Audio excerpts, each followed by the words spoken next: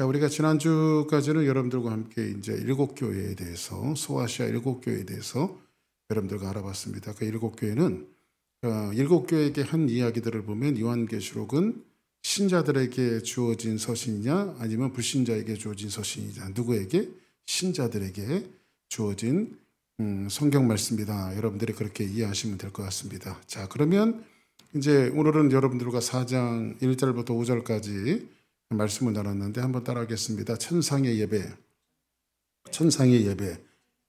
자, 이제 오늘 여러분들과 함께 4장 1절을 같이 한번 오늘 본문을 읽어보겠습니다. 시작. 이힐 후에 내가 보니 하늘에 열린 문이 있는데 내가 들은 바 처음에 내게 말하던 나팔 소리 같은 그 음성이 이르되 이리로 올라오라. 이후에 마땅히 일어날 일들을 내가 내게 보이리라 하시더라. 아멘. 자, 그러면 이제 여러분들과 같이 읽었던 4장 1절에 보니까 한번 따라하겠습니다. 이 일 후에 내가 보니. 자, 그러면 무슨 일 후에요? 무슨 일 후? 자, 우리가 지난주까지 뭘 봤죠? 일곱 교회에 대해서, 이제 맨 마지막 교회가 어느 교회였죠? 라우디게아 교회, 그렇죠?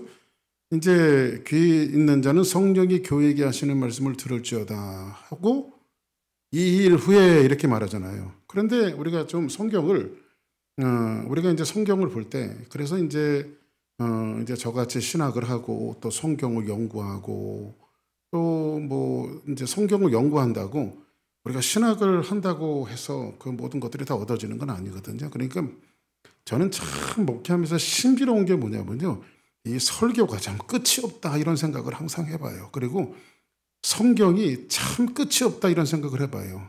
한 35년을 설교를 해왔으면은 그만 이제 끝날 때가 돼야 되지 않나요? 근데 아직 성경을 제가 강의하고 말씀을 증거한 게 제가 얼핏 따져봐도 5분의 1이 안 돼요. 5분의 1이.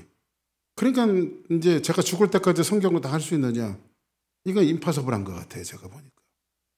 그리고 뭐 어떨 때는 여러분들과 함께 제가 한번 건드리고 싶은 책이 있는데 이사야.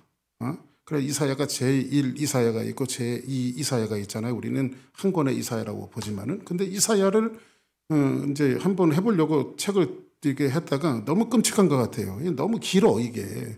너무 길어갖고 이거를 하다가 내가 죽으면 못 마치고 죽을 것 같아갖고 그래서 이제 될 수 있으면 30장 넘지 않는 거로 여러분들과 계속 골라갖고 말씀을 증거하고 있는데 설교가 참 끝없는 것 같아요. 그리고 말씀을 있잖아요. 이렇게 뒤집으면 또 의미가 다르고 저렇게 뒤집으면 의미가 다르고, 그리고 이제 보지 못했던 성경 속에 또 새로운 의미들이 찾아질 때에 마치 그 진흙볼에서 진주 하나를 건져낸 것처럼 성경을 연구하다 보면 참 기쁠 때가 굉장히 많아요. 그러니까 우리 여기 사역자들이 계시고 또 아이들을 가르치는 여러분들이 계신데 성경은 부단히 그렇게 우리가 노력하고 애쓰고 찾아내고 마치 그 진주를 구하듯이 그렇게 설교를 우리가 준비해야 한다 하는 그런 생각을 해보는데, 자, 그러면 4장 1절에 보면 이 일 후에 내가 보니 이렇게 말하는데 여기에 이제 상징인가 실제인가, 그러니까 우리가 성경을 볼 때는요 이게 도대체 상징적인 말씀인가 아니면 실제적인 말씀인가를 잘 봐야 돼. 근데 성경을 볼 때 상징적인 것을 실제처럼 해석하면 이단이 나오는 거예요. 또 실제적인 것들을 너무 상징적으로 이걸 받아들이면 이게 이제 그 성경에 오류가 나오고 해석상의 오류가 나올 수 있는 거죠. 자, 그러면 이제 이 묵시문학은요, 이제 묵시문학은 상징적인 표현들이 많아요. 특히 여러분들 우리가 묵시문학 하면 우리가 배우는 요한계시록도 묵시적인 그 말씀이잖아요. 그리고 성경에 보면 또 뭐 에스겔서라든지 다니엘서라든지 뭐 이런 것들이 또 그 뭐 스가랴서라든지 이런 것들은 묵시적인 내용들이 굉장히 많이 담겨져 있어요. 자, 그러면 성경에 보니까 천국을 유리바다라고 말하잖아요. 유리바다. 그죠? 천국을 표현할 때 유리바다와 같은 것은 이게 문학적인 표현이지 천국이 진짜 유리바다로 돼 있겠어요? 거기다가 다이빙을 하면 어떻게 될까요? 코피 나죠. 진짜 유리바다에다가 다이빙을 하면 코피가 나잖아. 이런 것들은 유리바다라고 하는 것은 다 이런 것들이 그 묵시 문학은 뭐냐면요, 이렇게 그림 안에 하나님의 말씀을 감춰놓은 거예요. 어떤 그 그림 안에 하나님의 말씀과 또 우리에게 전달할 그런 말씀들을 감춰놓은 그런 부분들이 굉장히 많이 있거든요. 자, 그러면 이제 팁을 하나 드리면 돌아오는 주에 여러분들에게 설교를 하겠지만은요.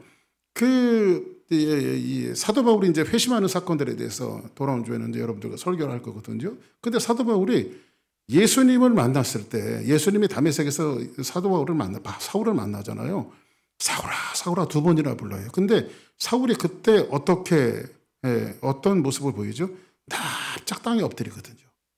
근데 왜 사울이 납작 땅에 엎드렸을까? 이것은요, 이 시브리 사람들은 묵시 문학에 굉장히 능통한 사람들이에요. 특히 사도 바울 같은 사람들은 성경의 연구가 아니에요. 그렇죠? 성경을 깊이 연구했던 그 바리새인이며 그리고 성경 연구가며 율법 학자란 말이에요. 그런데 이 사람들은 묵시 문학에 대해서 무식하지가 않아요. 그러니까는 빛 가운데 현현하신 그분이 나타났을 때 이게 단방에 사울은 뭐라고 깨달았냐면 이거 하나님이시구나. 이걸 깨달았단 말이에요. 왜냐하면 구약의 수많은 선지자들이 하나님을 만날 때 그렇게 만났던 사건들이 성경은 곳곳에서 우리에게 기록하고 있거든요. 그래서 땅에 딱 엎드린다라고 하는 것은 이 겸손을 이야기하는 것이 아니라 이게 땅에 바짝 엎드린다라고 하는 것은 왜 히브리 사람들은 그런 인식이 있어요. 뭐냐면 우리가 땅에서 만들어진 존재이기 때문에 티끌 같은 흙이라고 하는 말이 티끌이라고 하는 말과 똑같거든요. 같은 어원이거든요. 그러니까 나는 땅에서 태어난 티끌입니다라고 땅을 향해서 자기가 납작 엎드리는 거예요. 우리는 사실 죽음의 한 줌 흙으로 돌아가잖아요. 우리가 전부 다. 그러니까는 그런 표현들이 그 내용 속에 담겨져 있거든요. 그러니까 우리가 성경을 볼 때는 이 문학적인 표현들이 굉장히 많고 묵시 문학에 대해서 그 굉장히 무지하지 않았던 사도 바울의 어떤 그런 모습들, 이런 사울의 그런 모습들은 이렇게 묵시 문학 속에 감춰져 있는 것들을 우리가 알아야 된다 이 말이죠. 그러니까 여기서 보니까 상징인가 실제인가, 성경은 상징적인 부분은 상징적으로 해석하고 실제적인 부분은 실제적으로 해석하고, 그리고 성경을 이해하기 위해서는요, 우리가 그 성경의 배경사도 알아야 되고 그 당시의 문화도 알아야 되고, 그러니까 여러분들 설교 한 편 나온다는 게 그렇게 쉬운 게 아니란 말이에요. 그러니까 우리 김 목사님한테도 아까 조금 아까 얘기했지만은 설교 한 편 나오는 것이 그게 10분짜리 설교든 20분짜리 설교든 30분짜리 설교든 본문하고 싸우고 본문하고 막 전쟁을 하고, 그리고 이 의미를 모르면 주석도 보고 주석 몇 권 읽어보면요 이 말씀이 무슨 말씀을 하는 건지 알거든요. 근데 내가 하는 소리를 자기도 모르게 떠드는 사람들이 있다 없다? 있다 이 말이에요. 많은 설교가들 중에서도요. 그러면 실제인가 상징인가 실제인가 이런 문학적인 표현들이 있는데, 여기에 보니까 이제 해석상의 우려가 많기 때문에 이런 것들을 잘못 해석하면 뭐가 된다? 이게 이제 하나님의 이게 배가 바다로 가야 되는데 산으로 가는 이런 우호를 범하고 만다라고 하는 것들을 여러분들의 머릿속에 인지하고 오늘 말씀을 좀 들었으면 좋겠어요. 자, 그러면 이 일 후에 이렇게 말하잖아요. 지난주까지는 뭐였죠? 7교회에 대한 설명을 여러분들에게 말씀드렸단 말이에요. 그러면 이 일 후는 언제가 될까요? 어떤 일 후에요? 라오디게아 교회에게 말씀하고 난, 그러니까 우리가 이제 성경의 순서의 배열이 그렇게 돼 있기 때문에 이런 것도 이렇게 우리가 그러면 7교회 라오디게아 교회의 설명 이후에를 이야기하는 거구나. 근데 성경 보면 문맥상 그게 아니거든요. 자, 그럼 봅시다. 시간적 배열인가? 자, 그럼 보세요. 요한계시록 3장 21절 지난주까지 마지막 오늘 4장 왔잖아요. 그건 4장인데 이기는 그에게는 내가 내 보좌에 함께 앉게 하여 주기를 내가 이기고 아버지 보좌에 함께 앉은 것 같이 하리라. 이 일 후에 이렇게 말하는 거거든요. 이렇게. 그러면 이게 시간적 배열이면은 지난주에 이야기했던 라오디게아 교회의 이후에 나오는 말씀처럼 보이지만은 사실은 그게 아니거든요. 요거는 어떻게 봐야 되냐면요. 1장 19절에서 나머지 3장 마지막까지는 가로 안에 있는 거예요. 가로 안에. 그러니까는 뭔가를 설명하기 위해서 가로를 쳐놓은 거란 말이에요. 가로 안에 부연적인 설명들을 한 거란 말이에요. 그리고 1장 19절에서 4장 1절로 이어지는 문맥이 맞아요. 그러니까 여러분들 누가 필요한 거예요? 그럼 목사가 필요한 거예요. 그래서 이런 것들을 설명해 주기 위해서. 자, 그러면 장차 될 일을, 그러므로 내가 본 것과 지금 있는 일과 장차 될 일을 기록하라.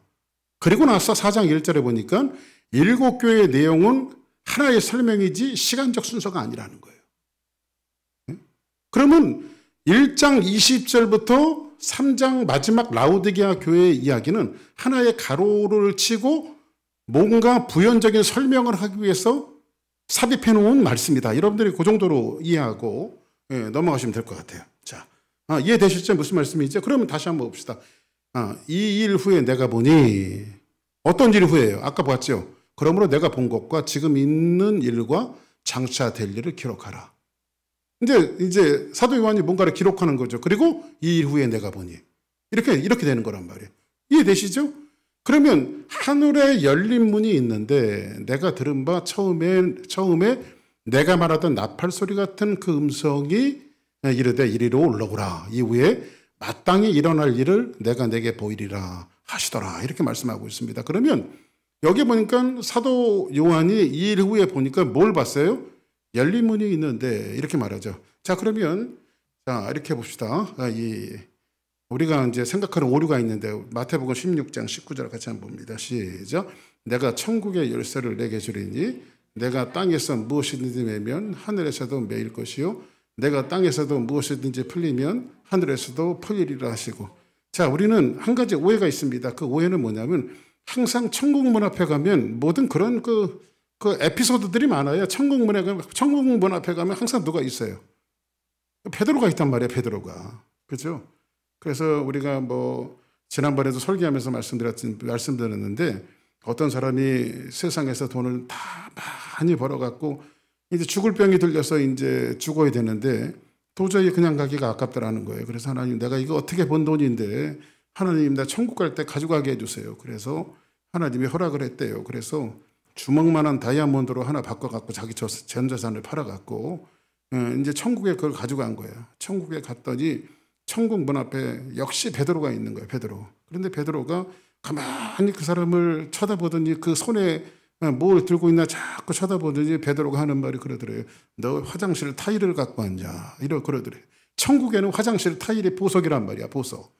그러니까는 하나님 앞에서는 이 땅의 것이 다 부질없다라고 하는 그런 에피소드들을 사람이 만들어낸 거예요. 또 재미난 이야기가 있죠. 어떤 청년이 한 발은 세상에 한 발은 교회 다니는 것도 아니고 안 다니는 것도 아니고 세상에 좋은 것들 다 취하다가 어느 날 돌아오다가 교통사고가 당해서 그래서 이 청년이 죽었어요. 죽어갖고 자기 육신에서 자기 영혼이 빠져나오더래요. 쭉 올라갔더니 역시 천국 문 앞에 갔는데 이게 천국 문 앞에 베드로가 있다라는 거예요. 근데 베드로가 관상을 자꾸 보더래요. 이렇게. 그래서 이렇게 왜 보시냐고 그랬더니 야, 너는 이쪽으로 보면 천국 갈 것 같기도 하고 이쪽으로 보면 지옥 갈 것 같기도 한데 너한테는 내가 선택권을 줄게. 천국 갈래? 지옥 갈래? 그랬더니 이 청년이 버럭 화를 내더래요. 지옥 가고 싶은 사람이 어디 있냐고. 나 천국 보내달라고. 그랬더니 베드로가 야, 왜 화를 내냐? 천국 가고 싶다고 조용히 얘기하면 천국문 열어줄 텐데. 그래, 알았다. 천국 가라 해갖고 천국문을 열어줬대요. 그랬더니 평상시에 목사님한테 배웠던 천국이 똑같더래요. 황금길이 깔려져 있고 사람들이 막 얼굴빛이 환한데 그렇게 천국이 좋더래요. 그래서 사람들이 면류관 그 그리스도 어린 양 예수님 앞에 벗어던지면서 오늘도 찬양, 내일도 찬양, 아침 먹고 찬양, 저녁 먹고 찬양, 그렇게 해서 찬양만 하더래요. 그래가지고 처음에는 자기도 찬양이 좋아갖고 하루 이틀 따라서 했는데 한 달, 두 달 찬양만 하니까요 지루하더래요. 여긴 찬양밖에 안 하나. 지루해갖고 자기가 들어왔던 문으로 다시 나왔답니다. 베드로에게. 아니, 여기는 찬양밖에 안 합니까? 천국은 하나님을 찬양하는 곳이기 때문에 찬양밖에 안 한다.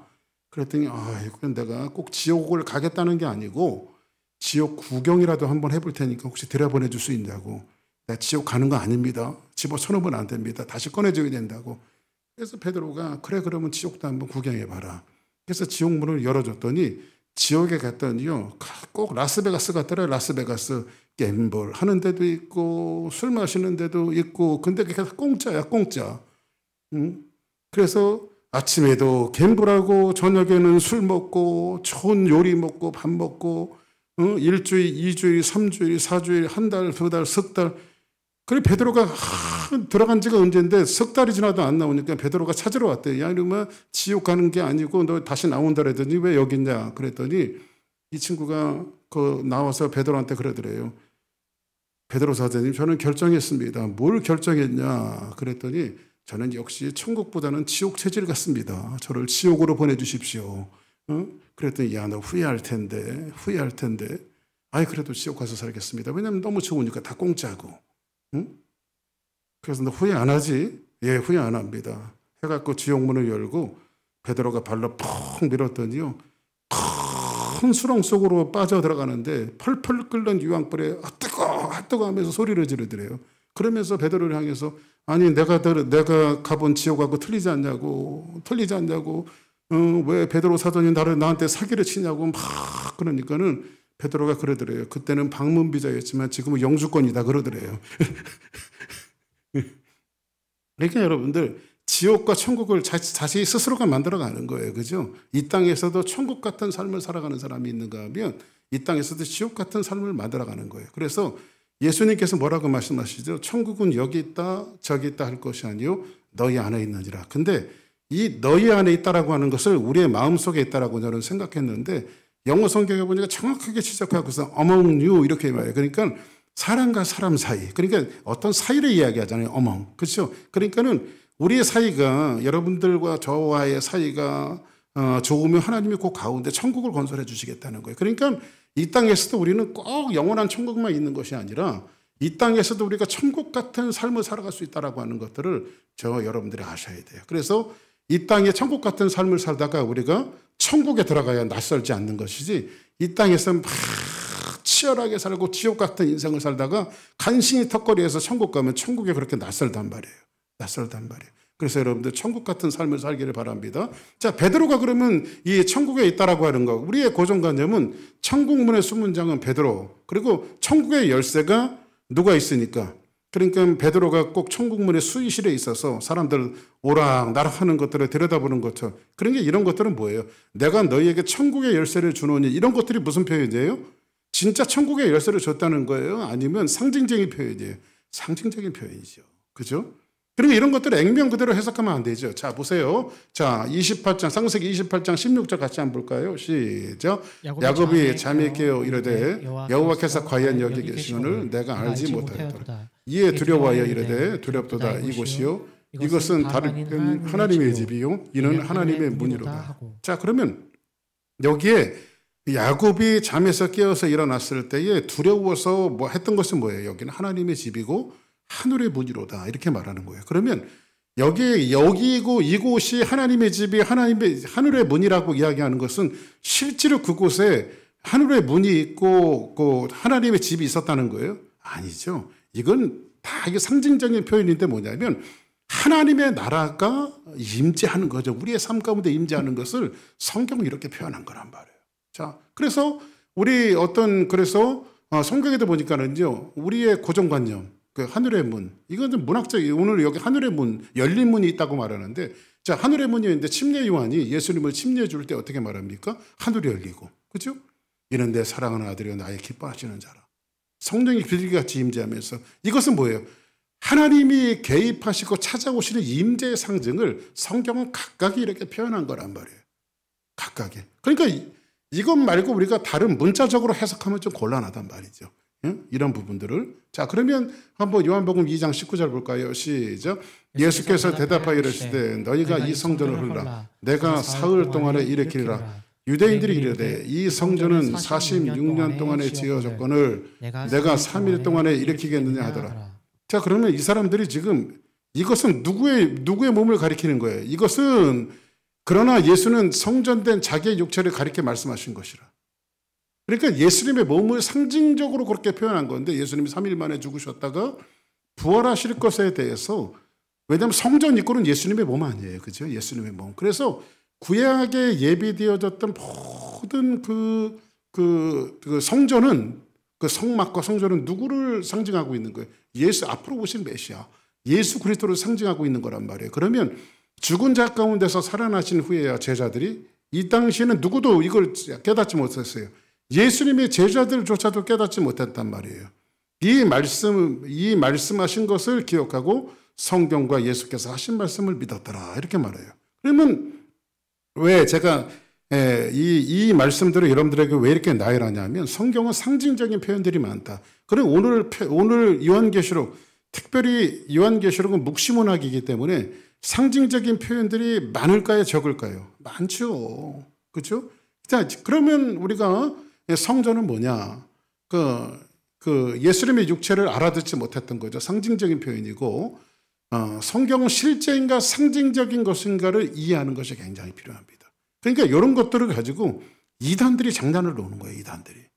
그래서 우리가 성경을 연구할 때는 분별력이 중요한 거예요. 그래서 성경을 볼 때는 여러분들이 이 건전하고 전통적이고 이렇게 바른 그 신학자들과 학자들과 그 다음에 영성 지도자들이 써놓은 그런 책들과 그런 것들을 참고하는 것이 굉장히 중요합니다. 엉뚱한 것을 봤다가는 이제 배가 산으로 가는 이런 역사가 벌어지는 거죠. 자, 그러면 요한복음 10장 9절 한번 볼겠어요. 시작. 내가 문이니 누구든지 나로 말미암아 들어가면 구원을 받고 또는 들어가며 나오는 꼴을 얻으리라. 그러면 예수님이 당신을 가리켜 뭐라고 말했어요? 내가 문이니 이렇게 말하잖아요. 예수님은 무슨 문입니까? 생명의 문이십니다. 그리고 오늘 요한계시록에 이야기하는 것처럼 예수님은 무슨 문일까요? 열린 문이에요. 그러면 내가 보니 열린 문을 봤다라고 하는 것은 뭘 본 거예요? 예수 그리스도시죠. 예수 그리스도. 그죠? 예수 그리스도는 열린 문이니까. 그러면 예수님은 열린 문인데, 자, 성전이 예수님이 십자가에 못 박혀 돌아가실 때 성전이 아래서부터 위로 찢어집니까? 위에서부터 아래로 찢어집니까? 위에서부터 아래로 찢어지거든요. 이건 하나님이 찢으신 사건이에요. 그죠? 그리고 새롭게 산길이 열려지거든요. 그러면 이 상징적인 표현인데 이게 완료 동사가 되었을 때 이미 열려진 문이에요. 이미 열려진 문. 자, 그러면 오늘 이렇게 한번 이야기해 봅시다. 이제 지난번 월드컵 때 포르투갈인가입니까? 호나우두가 아니고 유명한 사람 있잖아요. 메시하고 유명한 사람 누구죠? 메시하고 쌍벽을 이루는 사람. 지금 사우디 간 사람. 왜 이렇게 생각이 안 나? 바르셀로나 있다가 간 사람. 요즘에 이렇습니다. 사람 이름이 어떤 사람하고 인사를 하는데요. 안녕하세요. 손잡았는데 이 사람 이름이 생각이 안 나는 거예요. 참 이게 왜 그런지 모르겠습니다. 그때 하여튼간 있어.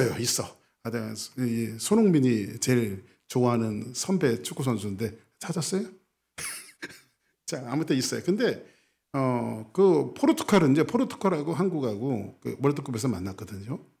그런데 이 포르투갈은요 엄청 축구를 잘하는 팀입니다. 그리고 그 메시하고 쌍벽을 이루는 세계적인 1, 2위를 다투는 아주 유명한 선수가 포진하고 있는 곳이란 말이에요. 근데 그래서 손흥민은 우리가 손셰널드 뭐라 그러죠? 그 손셰널드라고 그 사람 얘기하는데 그건 생각나는데 그 사람 이름은 생각이 안 나네. 자, 이따 끝나고 가르쳐 드릴게요. 다 찾아갖고. 그런데 호날두가 맞아요? 예, 호날두가 맞죠. 호나우두가 아니고 호날두. 예, 맞아요. 예, 호날두입니다. 호날두. 근데 메시하고 쌍벽이 이렇게 진짜 축구 잘하죠. 그리고 지금도 나이가 거의 40 가까이 됐는데도 아직도 현역으로 뛸 만큼 아주 체력 관리도 잘하고 조금 교만해서 탈이지만은 아주 그 축구를 잘하는 선수입니다. 그런데 이 선수가 포르투갈 대표팀인데 한국하고 월드컵 때 만났단 말이에요. 그런데 딱 하자마자 얼마 안 돼 갖고요. 한국이 한 골을 먹었어요. 그럴 때 이 대한민국 사람들이 저부터도 그렇지. 그럼 그렇지. 한국이 저런 팀을 이길 수가 있어. 에이, 그냥 저건 보나마나 저건 진 거야. 이렇게 얘기했는데 계속 한국이 3골을 넣어버렸어요. 3골을. 응? 근데 한 골을 1대1로 비기니까요. 막 몸이 오싹오싹하고. 응? 그리고 2대1로 이겼을 때는 야, 이런 기적이 일어날 수 있나 해갖고 막 익사이팅해지고 마지막 누굽니까? 그 선수도 생각이 안 나는데 이 선수가 헤딩으로 우리나라 선수인데 조기성이 헤딩으로 밀어넣었을 때는요. 대한민국이 완전 고함을 질렀습니다. 고함을. 우리나라가 그런 팀을 어떻게 이길 수가 있어요? 호날두가 있는 그 세계적인 이 포르투갈 팀을 우리가 어떻게 이길 수 있어요? 근데 한국에서 매스컴에서 기적이 일어났다 그랬거든요. 그래서 그 중계를 저도 봤는데요. 굉장히 익사이딩한 경기 중에 하나였습니다. 그런데 가끔 이제 유튜브에 보면요. 그게 올라와요. 유튜브에 가끔 보면 올라오는데 중계를 봤을 때는 막 몸이 호삭호삭 하면서 긴장하고 봤는데 지금 편안하게 보거든요.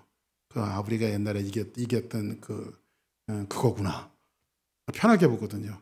그러니까 여러분들 늘 제가 말씀드리지만 직접 중계를 볼 때와 녹화되어진 것을 볼 때는 보는 느낌이 다르죠. 그러면 우리는 이거 이제 하늘의 문이 열렸다라고 하는 것은 이미 열려진 문이거든요. 그리고 하나님께서 예수 그리스도를 통해서 다 이 땅에 완료해 놓으신 그 일들이거든요. 그러니까 늘 여러분들에게 말씀드리는 거지만 우리는 이겨놓은 싸움을 싸우는 사람들이에요.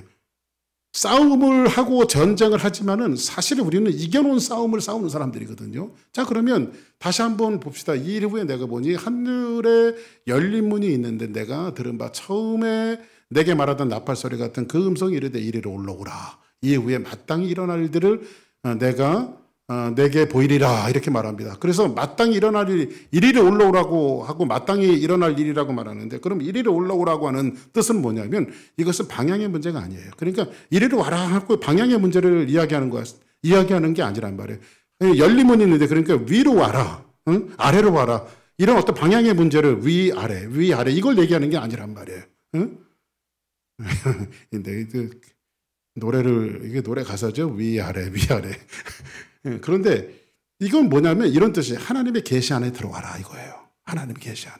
그러니까 하나님의 말씀과 계시 안에 들어오라고 하는 뜻이죠. 그러면 에스겔서에 보니까요. 여러분들이 성전 문지방에서 흘러가는 물이 있는데 그것이 넘쳐나고 창궐에서 많은 생물들이 사는 그런 계시들을 누구를 통해서 보여주죠? 에스겔을 통해서 보여주거든요. 그러면 이것은 뭐냐면 실제로 성전 문지방에서 내려가는 물들이 있었고 그것이 무릎을 차고 그다음에 허리를 차고 창궐에서 많은 생물들이 살았다고 하는 것은 실제로 그런 사건들이 있었던 것이 아니라 에스겔을 통해서 희망이 없는 이스라엘 민족들에게 이스라엘의 회복을 보여주시는 놀라운 환상이죠, 이게요. 그러니까 어떻게 회복될 것인가를 에스겔을 계시를 통해서 말씀하는 거란 말이에요. 아멘. 그러면 여러분들 우리의 삶 속에서도 하나님께서 그때마다 예비하시는 이런 놀라운 하나님의 말씀의 계시가 있기를 주의 이름으로 축복합니다. 그러면 마땅히 일어날 일들은 뭐냐? 그럼 이건 뭐냐면요. 하늘의 경영이 이루어진다는 거죠. 그래서 우리가 주기도문 할 때 뭐라고 말하죠? 하늘에서 뜻이 이룬 것 같이 이 땅에서 이루어지리다. 그러니까 마땅히 일어날 일들은 뭐냐면 이미 하나님께서 예수 그리스도를 통해서 승리를 했습니까? 안 하셨습니까? 앞으로 이루어갈 거예요? 승리를 완벽하게 이루어 놓은 겁니까? 이루어 놓으셨죠. 그러니까 하나님이 이루어 놓은 일들을 우리가 하늘의 경영을 이 땅에서 이루어가는 삶을 이야기하는 거란 말이에요. 그러면 이미 이겨놓은 싸움, 핍박을 당하는 사람에게 미리 보여주는 하나님의 계시죠. 그래서 우리가 지금 이 시대는요, 굉장히 이스라엘 민족들이 이 성경을 기록했던 사도 요한도 마찬가지고 이 당시에 이스라엘 민족들은 척박하고 고단한 그런 삶을 살아가고 있었거든요. 근데 이 요한계시록은 앞으로 마땅히 일어날 일들, 너희들은 결국은 승리할 것이라고 이야기하는 이 하나님의 말씀이 그들에게는 요한계시록은 말할 수 없는 그들에게 큰 은혜가 되어졌단 말이에요. 자, 그러면 여러분들 보세요. 성경은 성경 뜨문뜨문 이렇게 보다 보면요. 이스라엘 민족들이 척박하고 힘들고 어려웠을 때, 그리고 하나님의 사람들이 힘들고 어려웠을 때 하나님은 그때마다 뭘 주시냐면 계시를 주세요. 그리고 여러분들 보세요. 야곱에게도 계시를 주시죠. 하늘이 열려지는 계시를 주고 누수가 하나님의 집이 되어지는 이러한 계시들을 하나님이 주십니다. 그리고 이스라엘 요셉을 통해서 하나님의 꿈의 계시를 허락하시죠. 그리고 이렇게 하나님의 사람들에게 계속 미래에 대해서 계시를 주시는 것은 뭐냐면 너희들은 결국 승리할 것이다. 이것을 우리에게 보여주는 말씀이란 말이에요. 그러면 왜 미래의 일을 보여주시는가? 자, 이스라엘 민족들이 40년 여정 동안 광야에서 척박한 삶을 살아갑니다. 힘들고. 그러면 이 사람들이 광야에서 40년 동안 주로 많이 했던 것이 뭐죠? 옛날이요. 과거로 추억했잖아요. 여러분들, 여러분들도 살아가다 보면요, 과거가 여러분들에게는 흉측합니까? 또 아름다운 구석이 많습니까? 예? 저는 그런 것 같아요. 현재의 삶이 너무 힘들고 어려울 때는요, 사람은 과거로 추억하게 돼 있어요. 그래도 그때는 지금보다 낫지 않았나. 이런 생각들을 가질 때가 있거든요. 그 이스라엘 민족들이 항상 과거와 뭐였죠? 비교를 했단 말이에요. 비교. 그래서 이스라엘 민족들이 한결같이 40년 동안 그들이 했던 것은 뭐죠? 다시 애굽으로 돌아가자. 다시 애굽으로 돌아가자. 이 일을 비일비재하게 했단 말이에요. 그리고 불평하고. 근데 가나안의 미래가 열려지지 않으면 사람은 불평하고 비교할 수밖에 없어요.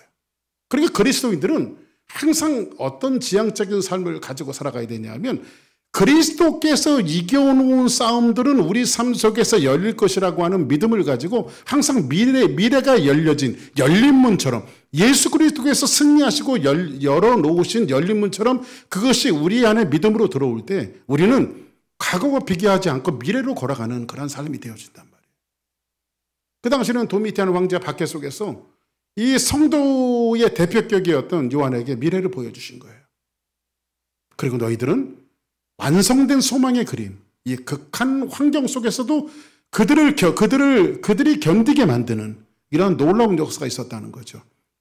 자, 그럼 4장 2절 한번 같이 보겠습니다. 시작. 내가 곧 성령에 감동되어 보라 하늘의 보좌를 베풀었고 그 보좌 위에 앉으신 이가 있는데. 자, 그럼 여기 보세요. 내가 곧 성령에 감동이 되었더니 보라 하늘의 보좌가 베풀었고 그 보좌 위에 앉으신 이가 있는데. 자, 그러면 이것은 뭘 상징하냐면 이 보좌는 이 당시에 그 데스포테스 로마 황제의 보좌를 차용해서 썼거든요. 근데 로마 황제의 보좌는 딱 세 가지입니다. 통치, 심판, 영광. 그러면 하늘의 보좌가 열렸는데 이것은 뭐냐면 이런 거예요. 너희들이 로마의 황제가 그 당시에 무소불위의 권력을 갖고 있었던 그 당시의 로마의 황제는 사람이 아니라 신이에요. 이런 신적인 존재는 시대마다 있었어요. 바벨론에는 느부갓네살이 있었고요. 애굽에는 바로가 있었고요. 시대마다 그 보좌의 무소불위의 권력을 행하는 사람들이 있었어요. 그런데 이 당시에는 로마의 황제의 보좌에서 나오는 것은 통치와 심판과 영광. 그래서 실제로 여러분들 로마법에는요, 이 황제는요 모든 법으로부터 예외가 되어 있습니다. 법에 접촉을 받지 않아요. 법에 접촉을 받지 않는 것은 누구예요? 신이라 가질 수 있는 거죠. 로마의 황제의 보좌는 신적인 그 모습을 갖고 있어요. 근데 여기에서 통치와 심판과 영광이 다 거기로 돌아가게 돼 있고 그 보좌에서 나오게 돼 있단 말이에요. 근데 앉으신 이의 모양이 벽옥 같고 홍보석 같고 또 무지개가 있어 보좌에 둘렸는데 그 모양이 녹보석 같았더라. 그럼 여기 이제 상징적인 표현들이 굉장히 많이 나와 있는데 이제 몇 가지만 찾아봅시다. 앉으신 이의 모양이 벽옥과 홍보석 같고. 자, 그러면 이 말씀이 뭐냐면요, 이런 말씀이에요. 이사야 시대 때 이스라엘 민족들이 소망이라고 하는 것은 한 줄도 찾아볼 수 없는 암흑의 시기였어요. 힘들고 어려운 시기였어요. 근데 이사야가 환상을 보는데 하늘의 성전의 옷자락이 땅의 성전에 가득한 거예요. 이 말은 오늘 이제 제목이 뭐죠? 천상의 예배잖아요. 하늘 성전의 옷자락, 그러니까 주의 보좌의 옷자락이 지금 이게 땅의 성전에 펄펄 거리는 거예요. 그러니까는 하늘의 성전과 땅의 성전이 같이 맞닥뜨리고 있는 거죠. 맞닥뜨리고. 자, 그럼 보세요. 사도 바울이 우리는 이 땅에서 살아가지만 여러분들의 소속은 어디입니까? 땅의 소속이에요? 하늘나라의 소속이에요? 우리는 땅을 밟고 살아가지만 하늘나라의 소속이죠. 그러면 우리는 이 땅의 죄악된 세상을 밟고 살아가는 사람들이지만 우리는 누가 통치하신다는 거예요? 하늘의 성전의 하나님의 옷자락이 오늘 주사랑교회의 예배와 여러분들의 삶을 통치하신다라고 하는 그 사실을 이런 소망이 없는 시대에게 우리에게 말씀해 주신다는 거예요. 그래서 여러분들이 때로는 막 죽고 싶고 힘들고 어렵고 왜 내가 이대로 살아야 되나 힘들고 어려울 때마다 이 말씀을 꼭 기억하십시오. 하나님의 옷자락이 하늘의 성전의 옷자락이 나의 삶을 통치하고 있다라고 하는 사실. 근데 우리는 하나님이 다스리는 존재예요. 하나님이 다스리는 존재. 이런 그 하나님의 통치가 계속해서 이어지는 그런 부분들을 볼 수 있는데 여기에 이제 그 무지개가 나오죠. 이 무지개가 또 나오는데 그 보좌에 무지개라고 하는 것은 이제 한번 따라하겠습니다. 케세트. 발음을 잘해야 돼요. 케세트. 캐세트라고 하는 말인데 이 캐세트는 구부리다 이런 뜻이에요. 구부리다. 무지개가 이렇게 구부려져 있잖아요. 구부려져 있죠. 그런데 무지개는요. 뭐 때문에 무지개가 탄생이 되어졌죠? 하나님의 백성들이 죄를 짓고 살다가 다시는 하나님께서 죄로 말미암아 세상을 멸하지 않는다라고 하는 뜻으로 하나님 무지개를 주신 거잖아요. 그죠? 이 노아의 가족들이 방주에 들어갔는데 방주는 뭘로 이렇게 칠하죠? 역청이라고 하는 것은 이게 폐유를 이야기하는 폐유. 그러니까는 그 물과 세퍼레이트하는 그 능력이 어디에 있습니까? 물과 세퍼레이트하는 능력은 역청에 있단 말이에요. 그렇죠? 그러니까는 세상의 물결들이 들어오지 않게 방주를 지었단 말이에요. 그 방주 안에서 구원을 받았단 말이에요. 그렇죠? 그런데 한번 여러분들 노아의 방주를 어디에 뒀습니까? 산꼭대기에 뒀잖아요. 그죠? 산꼭대기에. 그 사람들이 무섭겠어요? 안 웃었겠어요? 정신병자 취급을 받았겠죠. 근데 노아는 그래도 뚝딱뚝딱뚝딱 그 방주를 계속 만드는 것은 왜 그 방주를 만들었을까요? 마지막 그림을 알고 있기 때문에. 이 땅은 하나님이 홍수로 멸망하신다라고 하는 사실을 노아는 알고 있었기 때문에 꾸준히 뚝딱뚝딱 구원의 방주를 만드는 거예요. 그게 우리가 신앙생활이라고 하는 것들이 그런 것 같아요. 우리의 삶이 뚝딱뚝딱 세상 사람들이 욕하고 세상 사람들이 조롱해도 하나님의 방주를 만들어가는 거예요. 왜냐하면 마지막 그림이 결국은 이 세상은 전부 다 멸망받고 하나님의 사람들이 구원을 받을 것이기 때문에 그래요. 근데 홍수 이후에 노아의 가족만 남았을 때, 여러분 노아의 가족만 남았을 때 그러면 구원받은 이 사람들을 통해서 이 땅이 파라다이스가 된다요? 여전히 사람들은 노아의 식구만 남았음에도 불구하고 또 죄짓고 죄를 먹고 마시고, 그죠? 그래서 하나님이 내건 약속이 뭐죠? 무지개죠. 왜냐하면 죄의 문제는 사람이 해결할 수 있는 문제가 아니란 말이에요. 세상이 다 없어지고 순수 노아 가족만 남았으면 세상이 죄가 없어져야 되는데 인간 자체가 죄인이기 때문에, 그러니까 죄의 문제는 인생들이 해결할 수 있는 문제가 아니고 우리가 해결할 수 있는 문제가 아니고 설교하는 박 목사가 해결할 수 있는 문제도 아니고 박 목사도 항상 죄에 노출되어 있는 여러분들과 저와 똑같은 죄인이란 말이에요. 똑같은 죄인. 그래서 하나님이 너희들이 또 죄를 져도 다시는 내가 물로 심판하지 않을 것이다 라고 하는 의미로 구부리다, 그 무지개, 캐세트, 활을 그들에게 주신 거예요. 활을 의미하는 거예요. 그러면 한번 에스겔서 한번 보겠습니다. 1장 28절 시작. 그 사방 광채의 모양은 비 오는 날 구름에 있는 무지개 같으니 이는 여호와의 영광의 형상의 모양이라. 내가 보고 엎드려 말씀하시는 이의 음성을 들으니라. 아멘. 여기서 이제 에스겔이 봤던 것도 비 오는 구름에 있는 뭐 같으니? 무지개 같으니. 무지개는 하나님의 약속이란 말이에요. 그러면 무지개는 활인데, 자 보세요. 무지개가 여러분들 미국에 오니까 한국보다는 훨씬 더 무지개를 자주 보는 것 같아요. 여기가 깨끗해서 그런지 무지개를 보면 막 되게 좋잖아요, 그죠? 그죠? 무지개 딱 떴을 때. 근데 무지개가 어떻게 걸렸어요? 이렇게 걸려 있잖아요. 어떤 거는요 이렇게 땅에서 땅으로 이렇게 걸려져 있는 무지개도 보고요. 무지개 모양도 굉장히 다양한 건데 항상 구부러져 있어요, 그죠? 근데 무지개가 활인데. 화살을 만약에 이렇게 걸려져 있는 그 무지개가 활이라고 했을 때 화살을 걸어갖고 살을 쏘면 어디로 쏠까요? 어디로 날아갈까요? 땅으로 날아갈까요? 하늘로 날아갈까요? 하늘로 날아갔죠. 그래서 어떤 강야자가요 그런 얘기를 했더라고요. 이 무지개를 거신 것은 이게 뭐 믿거나 말거나인데 표현은 그렇게 했는데 저는 아주 동의해요. 그 말씀에. 그 설교가의 말씀을 저는 동의하는 게 하늘로 화살을 쐈을 때 하늘로 쏜 것은 하나님의 자유행위다. 하나님이 약속하셔서 그 화살을 하나님의 자유행위라고 하는 것은 뭐냐면 예수 그리스도로 이 땅에 보내주셔서 십자가에 못 박혀 돌아가셔서 우리를 다시는 죄 가운데 우리를 보내지 않고 구원하시겠다라고 하는 하나님의 의지다. 이렇게 표현을 했어요. 저는 100% 맞다고 생각합니다. 100% 맞다고 생각합니다. 무지개는 예수 그리스도의 언약의 상징이란 말이에요. 그러면 이 말씀에 지금 사도 요한이 내가 본 것은 오늘 본문에 나오는 것은 상징적으로 다 누구를 표현하고 있는 거예요? 예수 그리스도. 그분만이 우리의 구원이시고 그분만이 우리의 삶을 인도하시고 그분만이 열린 문이시고 그분만이 무지개시고 뭐 이런 표현들을 지금 묵시문학을 주면서 고통과 어려움 속에서 살아가고 있는 그 당시의 그 그리스도인들에게 예수 그리스도의 다양한 표현들을 그들에게 주면서 너희들이 왜 견디고 참고 인내해야 하냐면 우리가 믿는 예수 그리스도가 있기 때문이다. 할렐루야. 그래서 그 무지개에 대한 것들을 여러분 잘 아시는 말씀이죠. 자, 한번 한 절씩 한번 봅시다. 솔로몬의 시인데, 자, 여호와께서 집을 세우지 아니하시면 세우는 자의 수고가 헛되며 여호와께서 성을 지키지 아니하시면 파수꾼에 깨어 있음이 뭐하도다? 헛되도다. 여기 지금 헛되도다가 몇 번 나와요? 하나님이 집을 세우지 않으면 사람이 아무리 노력해도 헛된 것이고, 그죠?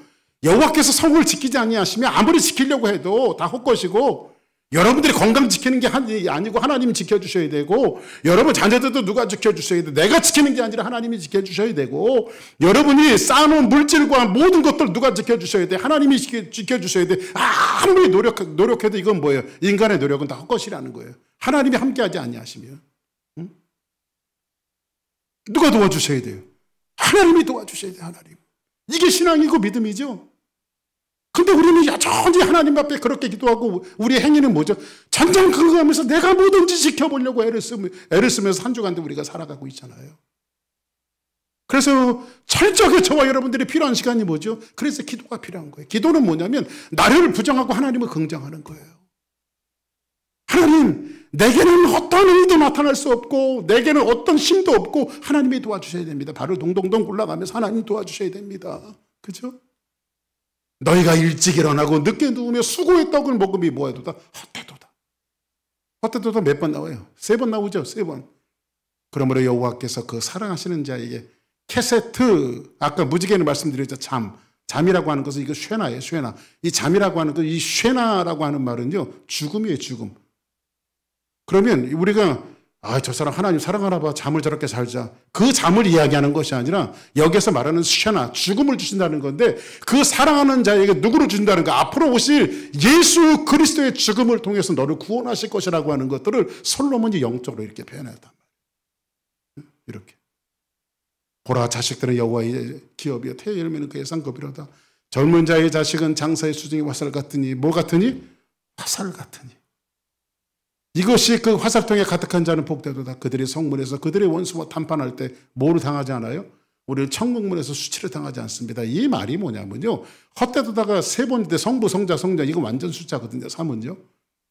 근데 인간의 노력으로는 스스로 자기를 지켜야 못 지켜요. 우리는 못 지키기 때문에 뭐가 필요해요? 쉐나, 누구의 죽음이 필요해요? 예수의 죽음이 필요하고 예수의 십자가가 필요하고 오늘 찬양했듯이 예수의 보혈이 필요하고, 그죠? 주의 보혈 능력이 또다. 주의 피 믿으오.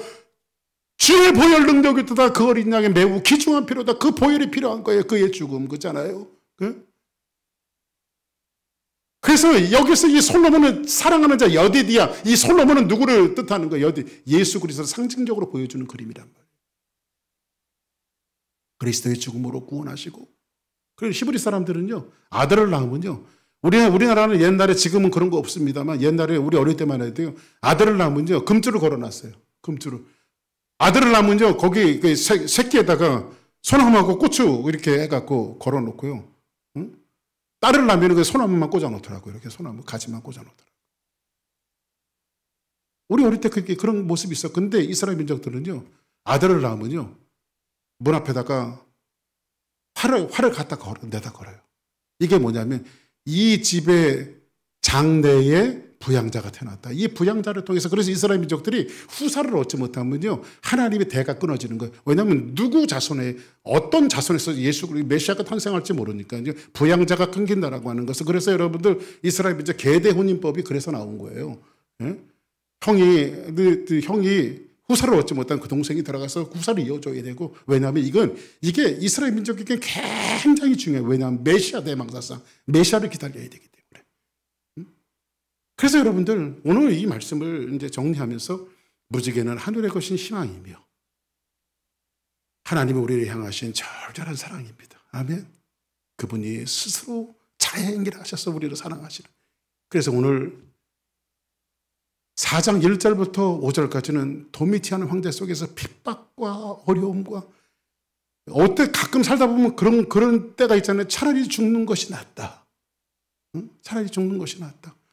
어디 그 히스패닉 그 사람 같은데 오늘도 뉴스 보니까 잠깐 이렇게 보니까 자기 남편이 요즘에 이민국 하니까 남편이 그냥 갑자기 끌려가 버린 거예요. 갑자기 끌려가 버린 거예요. 그러니까 자기 가족들은 막 고통을 어디 있는지도 모르는 거예요. 지금 대명천지 이게 미국에서 벌어지는 일, 인권을 가장 존중히 여긴다라고 하는 미국에서 지금 벌어지고 있는 일들이에요. 이게 어디 있는지도 모르는.